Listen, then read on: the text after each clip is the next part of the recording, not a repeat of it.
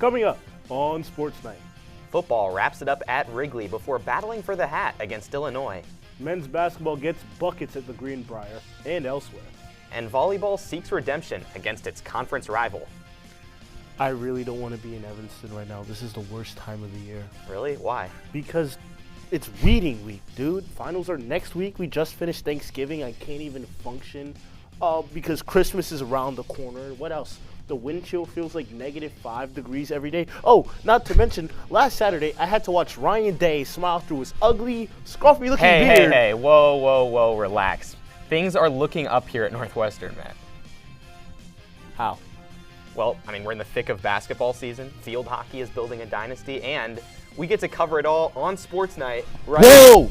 Wait, even during reading? Dude, I have to study. Yes, this is your study break because it's Sports Night right now.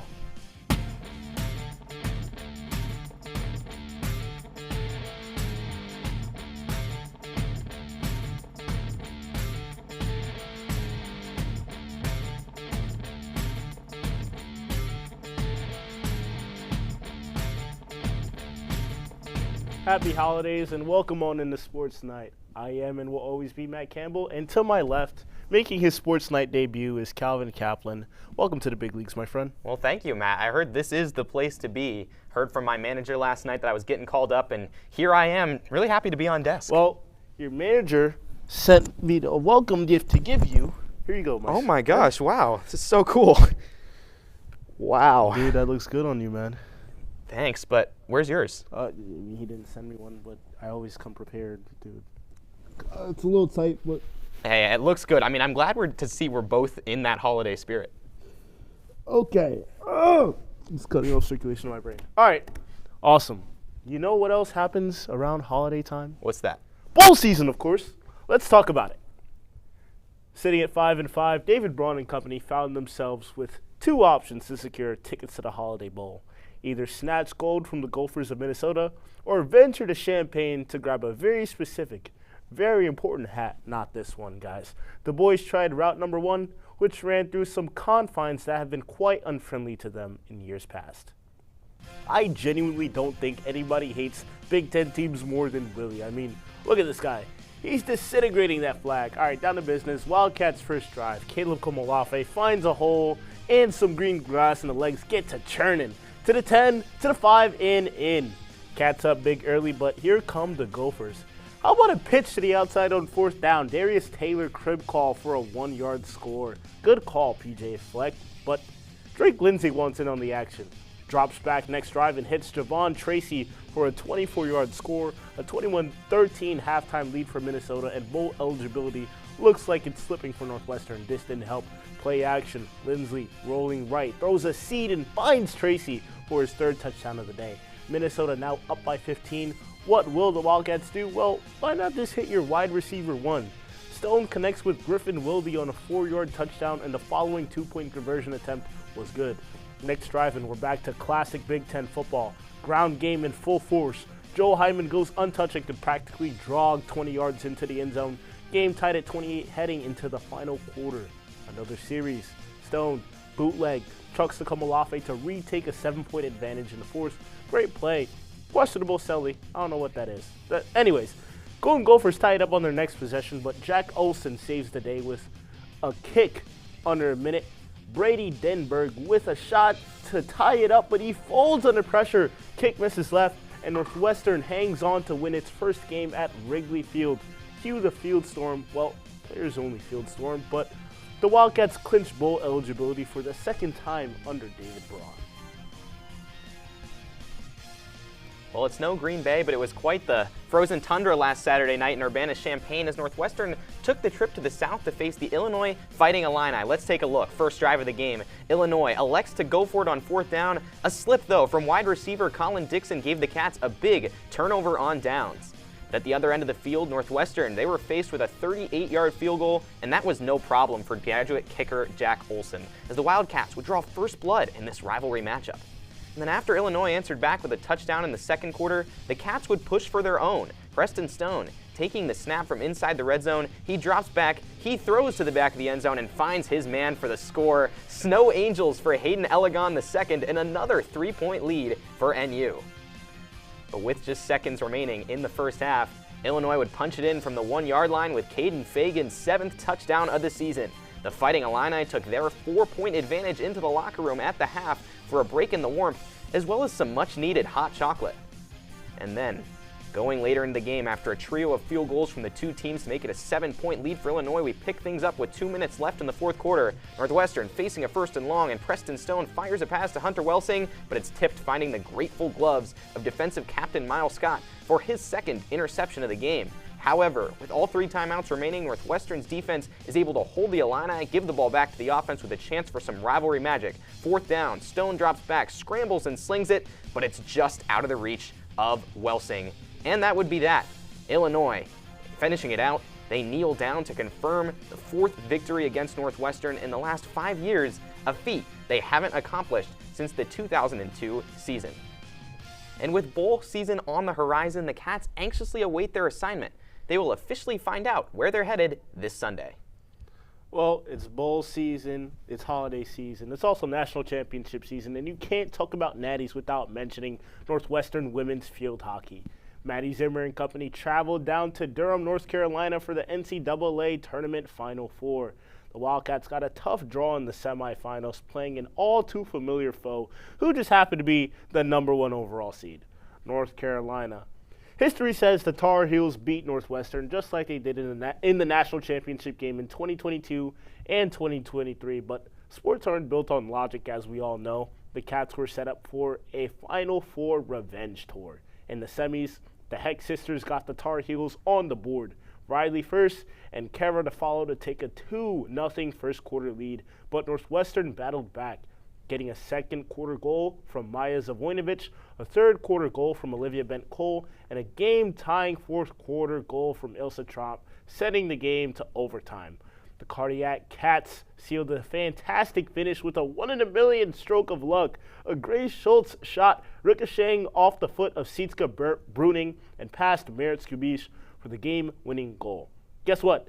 Schultz would run into her former team in the national championship in the Princeton Tigers, the only team to beat Northwestern in the regular season. After a scoreless first half, the Tigers turned to star Beth Yeager to break the ice, and Northwestern entered the fourth quarter down 1. But Kate Janssen tied the game up at 1 goal apiece with a little over 10 minutes left. Once again, we were headed to overtime, and Northwestern needed not 1 but 2 sudden victory periods to win it. Ilsa Tromp and her patented drag flick came in clutch, scoring in the 70th minute to give Northwestern its 2nd straight national championship. There's been a lot of action on the hardwood we haven't been able to get to until now. Catch up with basketball after the break.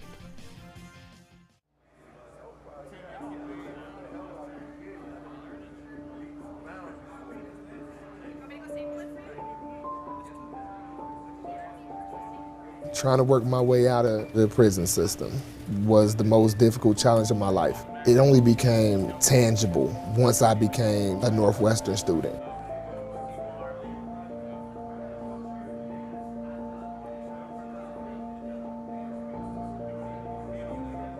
One, two, three, four.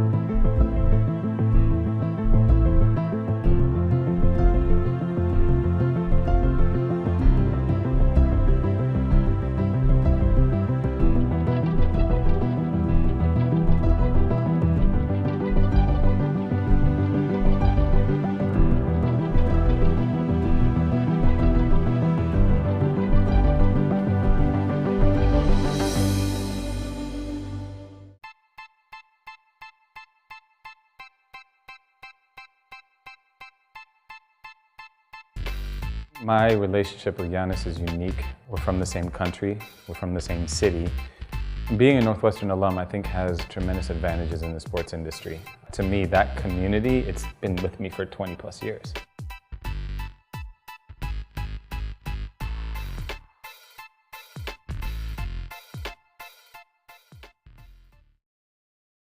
Hello, and welcome back to Sports Night. You know, Matt, we've had all this talk about finals week this, finals week that, but what are your plans for afterward when we truly do get into that holiday spirit? I don't really know. No, actually, I'm lying, Calvin. I do know. I know exactly what I'm going to do. I'm going to put this hat back on.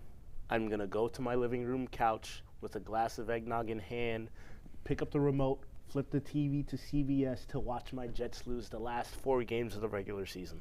Well, I mean, having had to endure a brutal season from the Commanders, I can definitely empathize with that as well. Hopefully, Nick Martinelli and Arrington Page will give me less anxiety than me watching Tyrod Taylor drop back in the pocket.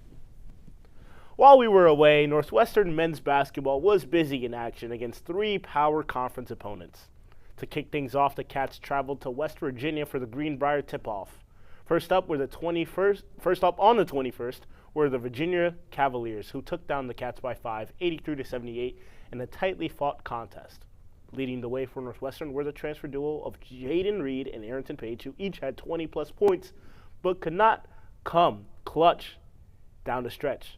2 days later, on the 23rd, were the South Carolina Gamecocks, and in another buzzer-to-buzzer showdown, Northwestern came out on top, sealing the victory by 2, 79-77. As Arrington Page hit a layup with 2 ticks left on the clock. Nick Martinelli led all scorers that game with 25. Last up was a late-night Thanksgiving Day matchup at the United Center as NU took on the Oklahoma State Cowboys. Close games have become quite a trend for the Cats, and this game was no different. A 2-point game with just 30 seconds left, but Oklahoma State sealed the deal, winning the game 86-81 with 5 scorers in double-digit figures. The Cats ended the holiday stretch 1-2. Okay. After all of that, we can finally say Big Ten basketball is back, and Northwestern's first test came against Nick Boyd and the Wisconsin Badgers. Lots of questions to be answered. How does Arrington Page fare against the Big Ten? Can Nick Martinelli repeat as the conference's leading scorer? This game would help answer said questions and a bit more. Let's jump into first half action with the Cats getting off to a hot start. Page and Sheravino give and go. Lob and Page kisses the glass to convert on the layup. Next possession, Dre Singleton top of the key, driving and getting the tough finish to go. He's a freshman but got that grown man strength in abundance. But you know who else has that? John Blackwell. Catch and shoot 3. You bet. This guy had quite a night. Here he goes again. Later on in the half, moving to the top of the key, kicks to Andrew Rohde, gets it back. Another tray. Blackwell would finish with 26 points and 11 boards. In the final minutes of the half, the Melbourne native Austin Rapp started to cook, taking a page out of Nick Martinelli's book. No pun intended. One-handed floater drops, and Wisconsin's strong first half would be capped off by another shot from Rapp, this one a 3, helping the Badgers take a 23-point lead into the locker room. With a big deficit to make up, Northwestern's got to get to work. A good offensive set here as the ball travels from Singleton to Reed to Page, who slams it home. He tried his best to get the team back in it. Jake West with the ball now feeds to Page down low. Page created some space with a little bit of a shimmy and nails the jumper. He'd finished with a team high of 21, but ultimately the halftime deficit was just too much. Northwestern falls 85-73, dropping its second straight and third of the last 4. Northwestern's got to right the ship and get back on the upswing ASAP. Ohio State looms in the Evanston air, waiting to enter Welsh Shrine Arena for a Saturday afternoon matchup. With women's basketball sitting at 4-0, it was time for one more home tune-up against Cleveland State before a Thanksgiving week road trip to Fort Myers. Before heading to Fort Myers, the Cats hosting one last opponent at home. It's the Cleveland State Vikings. They look to finish their pre-Thanksgiving slate undefeated and set the stage for MTE in Big Ten play at Welsh Ryan. It was an electric game between both squads. Ultimately, though, it was the Vikings striking first, but the Cats looked to even it. Tate Lash in the corner, inbound to Grace Sullivan, and that jumper is pure. 2-2 is the score here early on in the first quarter.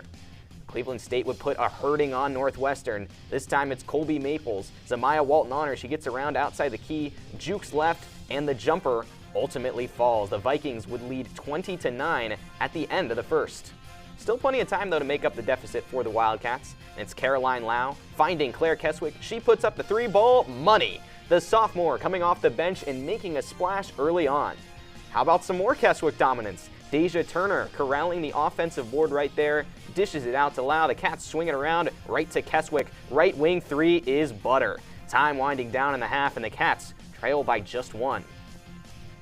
Going into the second half in this one, NU starting to pull away as Grace Sullivan continues her hot shooting night. She creates some separation for the fadeaway as the lead just continues to widen. As the Vikings try to stage a comeback in the fourth, the Cats look to ice the game. Lau comes inside, dishes out to Sullivan, and it's good. NU rolling late.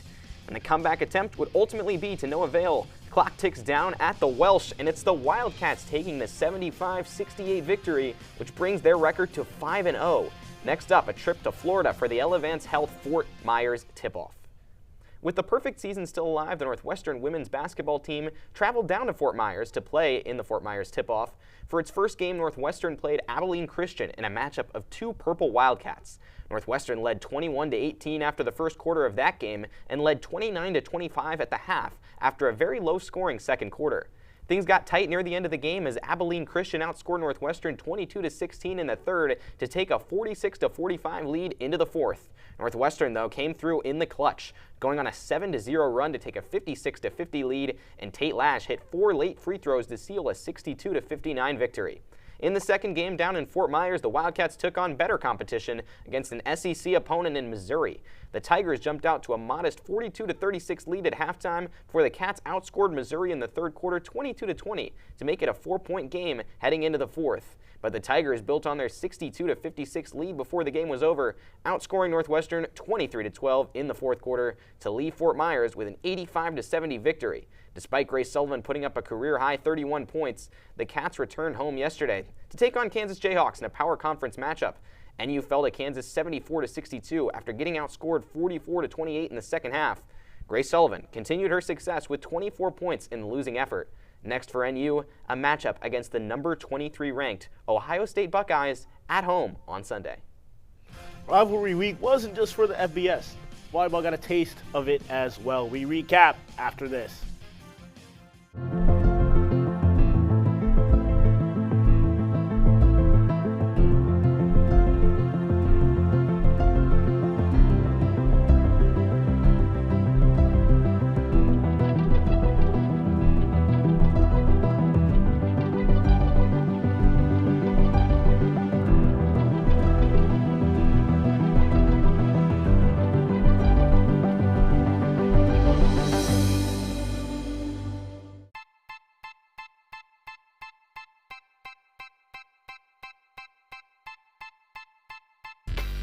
My relationship with Giannis is unique. We're from the same country, we're from the same city.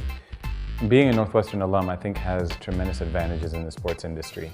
To me, that community, it's been with me for 20 plus years.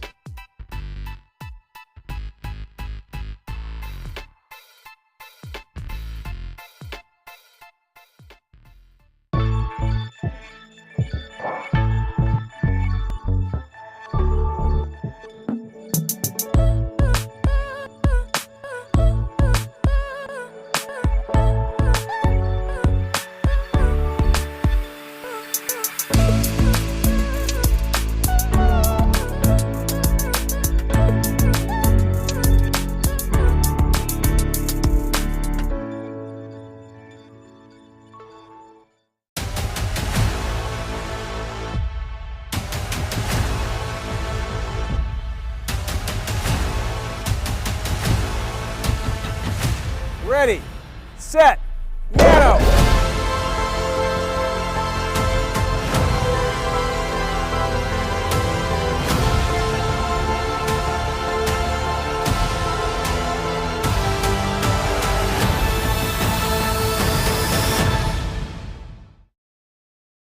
The greatest show on earth has returned to your screens.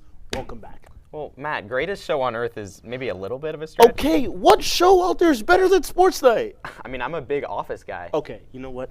The fact that Seinfeld wasn't the first thing to come out your mouth automatically makes your point invalid. You know what? You better be careful before we send you back to the minor leagues. This is your first day up.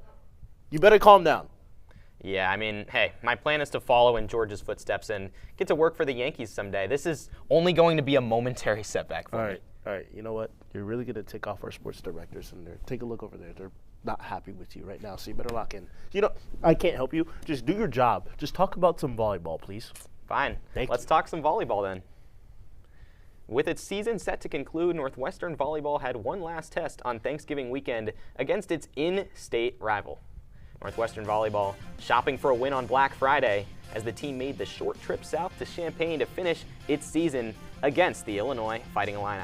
First play of the final game is Drew Wright getting that dig to Lauren Carter. She sets it for Aya El-Nadi, who opens up the scoring for the Cats with a kill. Northwestern takes an early 1-point lead. Later on, set point for the Cats, it's Wright to Carter again, but this time, after that play, the ball finds its way to Rylan Reed. Illinois can't block it, and Northwestern ends up taking the first set. Set 2, though, was a different story. Cats already down 7 points before Kenna Phelan finds Alyssa Aguayo at the net. She scores a kill. Her 5 kills and 2 aces were enough to even this one at 1 set apiece. Into a tight set 3. It's El-Nadi with the low dig. Carter finds it, sets it up for Campbell Paris. She gets the ball to the court to give Northwestern the edge, and Paris posted 11 kills overall on the evening. And this was just a 30-second rally right here. Here's just the last 10. After El-Nadi slows the Illinois kill attempt, Sienna Nordermeer gets under it, and it's an easy 1-2. She gets it back to El-Nadi, who slams it home. Northwestern goes on to take set 3. Wildcats looking to finish the season strong in set 4. Reed bumps the Illini serve to Carter, and the senior-to-senior connection was electric. Reed racked up 16 kills on Friday. And then match point for Northwestern. And who else to end it but Aya El-Nadi right here. Illinois survives the serve and gets it back over, but El-Nadi on the dig gets it back to Carter. Back to El-Nadi, who ends the season on a bullet of a kill. Northwestern takes set 4, 25-23, and ends the rivalry contest 3-1. El-Nadi would go on to be named All-Big Ten second team. Northwestern's 7-13 Big Ten record more than doubles its conference win total from last year. A lot to like overall from Tim Nolan's squad in 2025.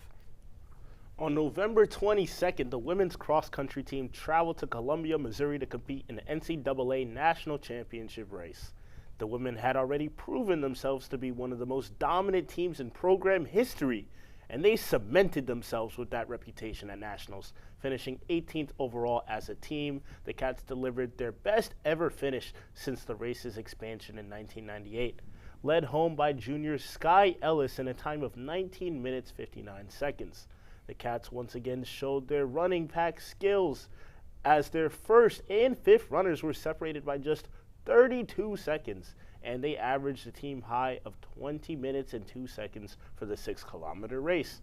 The girls' team will now turn to the indoor track season as they get ready for their season opener at the Cougar Alumni Open in Chicago on December 5th. Number 5 ranks Northwestern women's fencing traveled to Colorado Springs for the Western Invitational last week and delivered a stellar 6-1 performance on the road. After an opening loss to number 2 Columbia, the Wildcats rattled off 6 straight victories, capped by a dramatic 14-13 win over number 9 Stanford in the event finale. The team's success was fueled by its foil squad, which posted dominant wins throughout the weekend. 2024 Paris Olympian Daphne Chinakisi led the charge with a team-best 10 victories in her seasonal debut, while Sabre specialist Megumi Oishi posted a squad-high 12 wins and Christina Liu added 10 victories for the Epee squad. With commanding wins over Brandeis, Air Force, and Incarnate Word, the Cats have built strong momentum heading into the break. They will return to action in the new year at the January North American Cup in Kansas City, beginning on January 9th. With the temperature going down, Northwestern sports move indoors, and this year, that includes hockey. For the first time in 10 years, a women's club ice hockey team has been formed, competing in the ACHA at the Division II level. I spent a week with the founders of the team to find out more about how it all happened. This is Patricia Liu, a close friend of mine who not too long ago lived just down the hall from me in East Fairchild. Like many of us here in the studio, she had a passion for sports as a young girl growing up in the Bay Area. She wanted to pursue ice hockey upon arriving at Northwestern, but there was one problem. The collegiate women's ice hockey program had become obsolete in Evanston. She'd end up on the men's team, and although she was able to pursue her passion, she felt somewhat distant from her male teammates. Luckily for her, she found out that she wasn't alone. Look to the left of this picture and you'll find somebody who shared the same sentiment as her. Emily Klein. Patty and Emily were on the men's club team last year and the year before too as well. So there's always been like the idea of extending it to a women's program. Patty reached out to me, I got in touch with Emily, we all met at Pono Ono and came up with a plan on how to recruit. That was Mia Rooney, who completed the founding trio of Northwestern's first women's club ice hockey team in 10 years. From there, it was about getting the word out around campus, and Patricia enlisted the help of yours truly in the spring last quarter. Funny story, I remember running into Patty last spring. I don't know if you remember this, but you were hanging up posters around campus for the women's club ice hockey team, and you asked me, because I was on my way to the gym, if I could hang up two, one in Sarge and one in SPAC, and I said yeah. Aside from adopting the classic ideology of poster posting around campus, the three resorted to some pretty unconventional routes to get in touch with their future teammates. We stalked a lot of people on Instagram to see if they played hockey over high school. That wasn't all they did with Instagram. Emily and company put their heads together and created some beautiful Photoshop pageantry to push the Upstart program around campus. So we started right away with that post of, are you interested in women's hockey? Collaborated with the men's Instagram on that, got a bunch of outreach and DMs regarding that. And then I think something that really helped as well is with each player that kind of committed to this recruitment process, to being a part of this team, we created like meet the team posts, and those were shared, and then more people reached out from that. So engagement created engagement, basically. Once the team was set, the group needed a mentor to guide them through. Enter Michelle Greenway, someone with a storied career at the Division III level, returning to the world of college hockey as a coach after playing on the international stage. Mickey really stepped up to the plate here, was excited to join our team and, coach us. We met her over the summer, and, just that spark there was really great. And we've seen it throughout the entire season too. Just something special that I think I haven't experienced on teams before is she gets us like little gifts for our birthday, which I think is super special for like a collegiate women's hockey team. The community the three have facilitated for the team's inaugural season is indescribable, and the one goal they have in year number 1 is to just keep the vibes up to the fullest extent. We're just trying to build strong roots for the club to go up. I mean, there's not a Division I, like NCAA hockey team in the state of Illinois.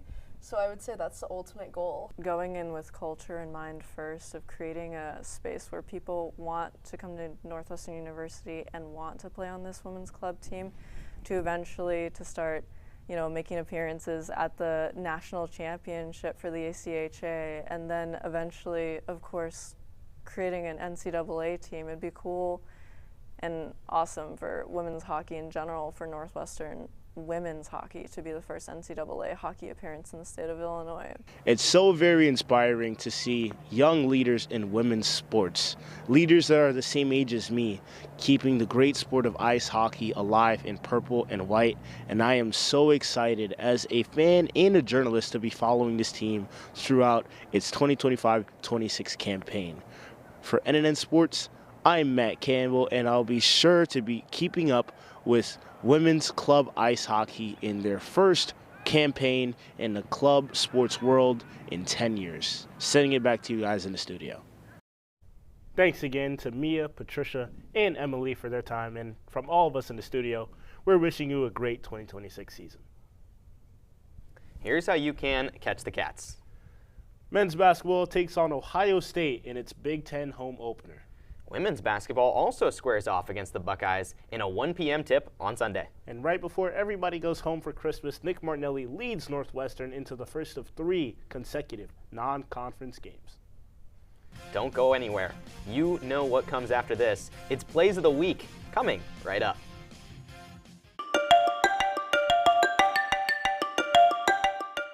I'm Kelly McEvers, founding host of the NPR podcast Embedded.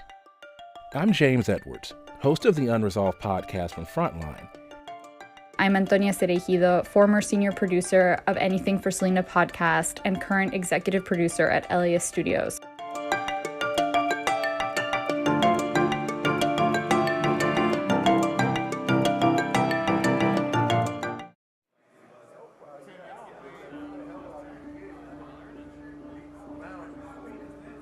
My narrative, since I've been locked up and kind of made my transition, has been like redemption, accountability. When I come into the classroom environment, every individual that sits amongst me takes education seriously.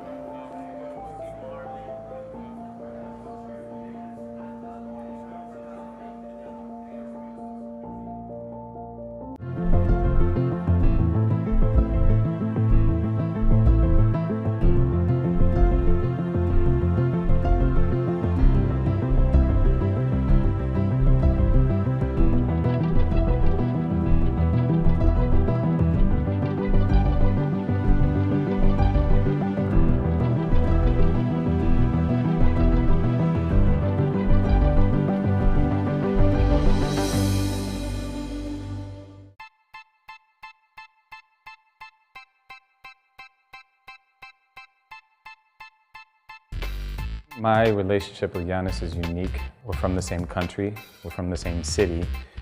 Being a Northwestern alum, I think, has tremendous advantages in the sports industry.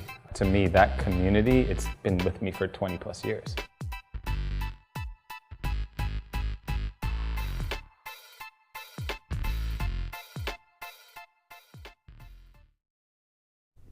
Welcome back to the desk. The Sports Night 2025 Legacy Run is almost over, but first, we've got our final Plays of the Week segment of the year. Let's get right into it. Plays of the Week. Give them to me, give them to me, give them to me. Let's go. Kicking things off at number 3, 2-point game with 30 seconds left. Grace Sullivan working in the paint. She misses but grabs her own board, dishes it to Caroline Lau, who swings it to Tate Lash. Lash pumps, drives, and knocks down the clutch jumper to seal the victory for the Cats. At number 2, match point. You already know who the Cats are going to. Lauren Carter, far set for Aya El Nadi to end the game in 4 sets. Northwestern ends the season with a W over its rival.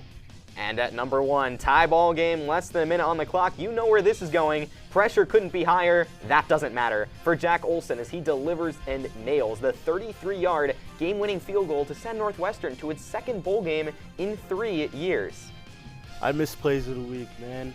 What a great way to end an awesome year of Northwestern sports. But before we go, Calvin, I got to ask you, what is your favorite play of 2025? There are so many good ones to choose from, Matt, but it's got to be that overtime field hockey goal to give the Cats back-to-back titles. I mean, there's just something so rare about witnessing a dynasty like that come to life. I know, dude, and guess what? I got to witness that dynasty in person. I was there in Durham. That's my favorite play of 2025 as well, and a fitting crescendo to a great year of Northwestern sports. But it's time to let the viewers go. That's it for us from Evanston. Be sure to follow us on X at NNN Sports and on Instagram at NNN_sports. For Calvin Kaplan and everyone else in the studio, I'm Matt Campbell signing off for the year. See you in 2026.